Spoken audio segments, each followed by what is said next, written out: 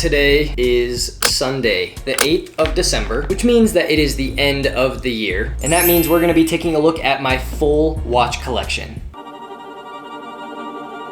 Welcome back to the channel. If you are new here, my name is Caden and I make watch videos about watches. Last year I made a collection video and this year I'm gonna do the same. You can go back and watch that video and then kind of compare some of the things that I have lost, some of the things that I have gained. But let's just get right into my watch collection. These are in no particular order. We're just gonna grab and go. In the bottom corner, we have my very first watch that I ever bought. This is the Casio GShock, the GShock Square. The reference is up on the screen. And I bought this watch in about 2018 and this was my first watch purchase. I wore this watch pretty religiously between the years 2018 and 2020 until it started having a weird issue and it just wouldn't work. This watch has multi-band 6 and so it would just stop connecting to the satellite and randomly show random times and it was just being really funky. So I threw it in a drawer and I bought actually an Apple Watch SE. That lasted for maybe a year, maybe 2 years. And then I started getting back into watches and I put this on and it has been working flawlessly ever since. If I had to sell all of my watches and I could only have one watch to keep, this is the one that I would keep. This is my first and I will hold on to this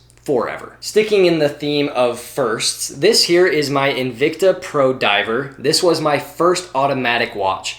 I purchased shortly after I bought my GShock. Back when I bought my GShock, I kind of started to research more about watches, about watch brands, what they were, such as like Rolex, Patek, AP, stuff like that. And I learned that they used automatic movements. Discovering automatic movements and learning more about Rolex, my first love was the Rolex Submariner. This watch is obviously a straight ripoff of a 5-digit sub. And that's why I was drawn to it and that's why I ended up buying it. I wore this one also pretty religiously between the years 2018 and 2020, but now it just kind of lives in my collection and it's one of those watches where it's not worth it to sell or get rid of, so it's just something to keep in the drawer, and I literally do just keep this in its original box in one of my drawers. Nothing to write home about, but a very important watch to me nonetheless because it was my first automatic watch. This here is my Orient Bambino open heart. I believe it's either 41 or 42 millimeters. It is a dress watch and it was gifted to me by my mother. I really wanted this watch back at the time because I was obsessed with automatic watches, and that's really all I knew about automatic watches, was the fact that they used a rotor and they didn't use batteries. I couldn't tell you what a pallet fork is or a balance wheel. All I could tell you is that it uses gears to run. And so back then, this was kind of my dress watch that I don't really wear now because it's just a little bit too big in my opinion, and especially on my wrist, it's a big watch. But again, would never get rid of this. Next up is the Grou Watch. I was at Big 5 Sporting Goods with my friend and this was on sale for $5. I love Star Wars, I love watches, I love Grou, and so I ended up buying this watch and I have not worn it. Don't know if I will ever wear it, but we're definitely keeping it because look at it.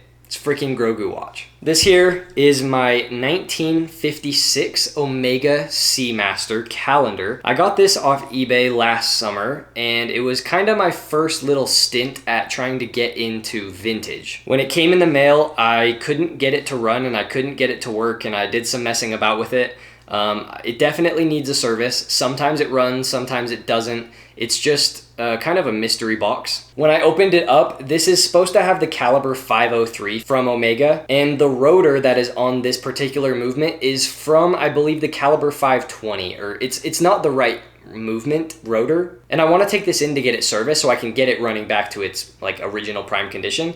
But as it sits right now, it just kind of is living in my box in temporary hold until I get it serviced. Going back to GShock land, we have the Ed Sheeran GShock 6900. Last year, I wore this watch primarily as kind of my bedtime watch, but I found that there's really no point for that purpose because in the middle of the night, I want to just look at my wrist and see the time. And in order to do that, I have to move my arm to push the little button so I can see it in night. And so an analog watch just makes the most sense. So now this lives in my collection strictly as my big yellow, my big watch that I wear maybe 3 times a year because it's huge and it's ugly, but it's fun. Staying back in Casio land, we have the Casio Royale, as I believe it's called. I don't know the full reference.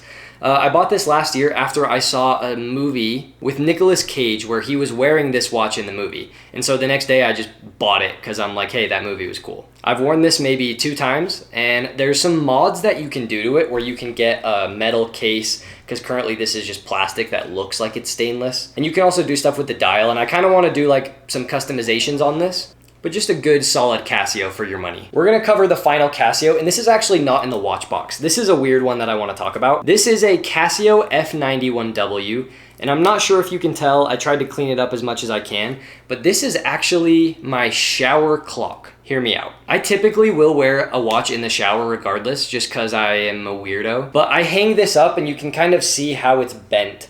I hang this up on the grate on my shower, just so I have the time in the shower. And it's an F91W, they're $15, $16. Everyone's gotta have one.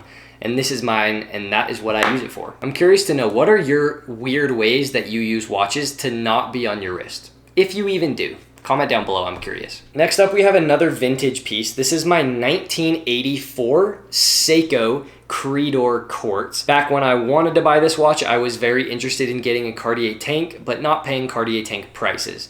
So I saw this on a local posting, a listing for 40 bucks, I believe is what I paid, maybe 30, just so I could try a small square watch to see if I liked it. It's living on the bracelet that was on my grandpa's Seiko, which I'm currently in the process of getting it fixed. I just need to find a movement and then assemble it all together again. I don't ever wear this, but it was just for $40, just a nice old Seiko that I one day would like to get a new crystal and kind of make it look good again. But this is kind of a future project watch, I suppose. The least favorite watch in my entire collection is this here Moon Swatch. I currently have it on a Wrist Buddy silicone strap, which I think elevates it and makes it feel a little bit nicer. I just honestly don't understand the hype of this watch. I think that it looks good aesthetically, and to put on different straps for Instagram is kind of cool about it. But never have I just put this on just to wear it as a watch. Maybe twice. It just feels so brittle, and I like to wear my watches everywhere. That includes shower, swimming, hiking, whatever. And this definitely can't handle the water, but it's not that this can't handle everyday life. It just feels like a little baby of a watch, and that's really why I don't like it. Moving from my least favorite to one of my top favorites, this is my first luxury watch. This is an Omega Seamaster Diver 300. This is the white dial with the black bezel on the black rubber strap.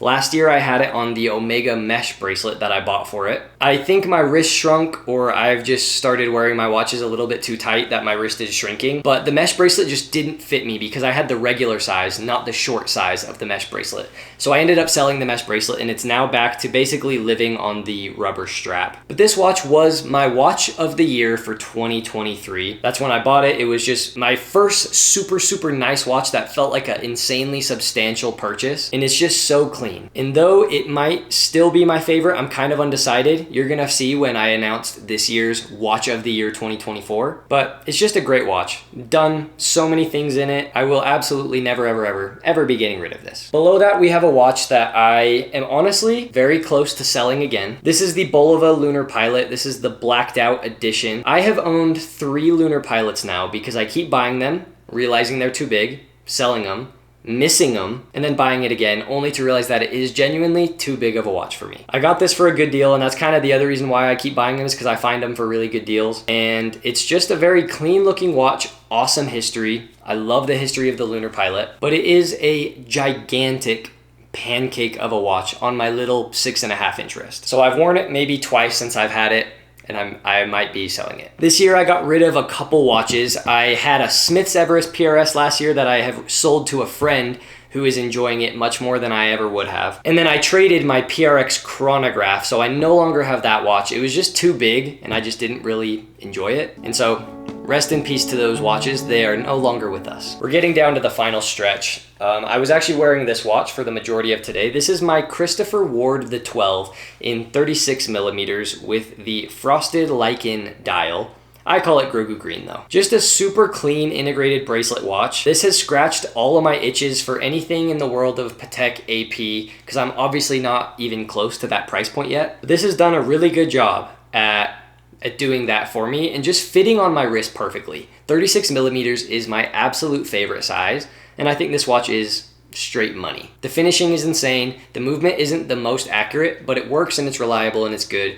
And when service time comes to this, I'm gonna be loving the fact that it is a Sellita and not something in-house. And that is all of the watches that we have in the watch box. But there's one more that has been this year's watch of the year for me of 2024. And that is, of course, my Tudor Black Bay Pro. It has been a little over a year since I've owned this, and it has just barely, I think, surpassed my Omega as being my favorite watch that I own. I find myself wearing this the majority of the time out of all of my watches. Next up would be the Seamaster, and then it would be the Christopher Ward. But the fact that this watch just is so clean and it goes with all the outfits that I wear, I can take it swimming, hiking, I sleep in it, I shower in it, I literally do everything in this watch. This is this year's Watch of the Year 2024 and has just surpassed, honestly, the Omega as being my favorite watch.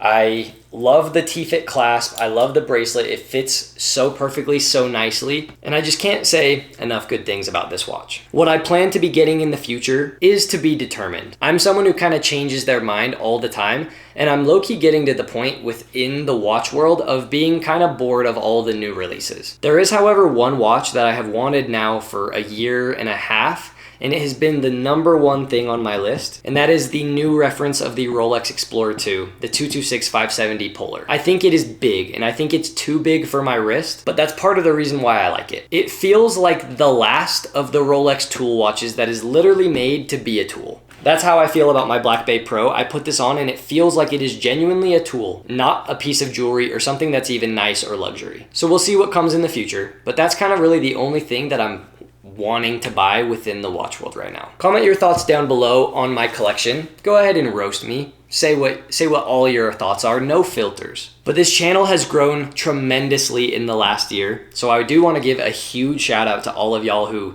follow, like, comment, do everything. I love making videos, and I love making videos about things that I love, and so I appreciate you guys as well. Thank you for watching this video. If you stuck to the end of this video, you're gonna get an A+, a gold star, and another gold star. I will see y'all in the next one though. Peace out.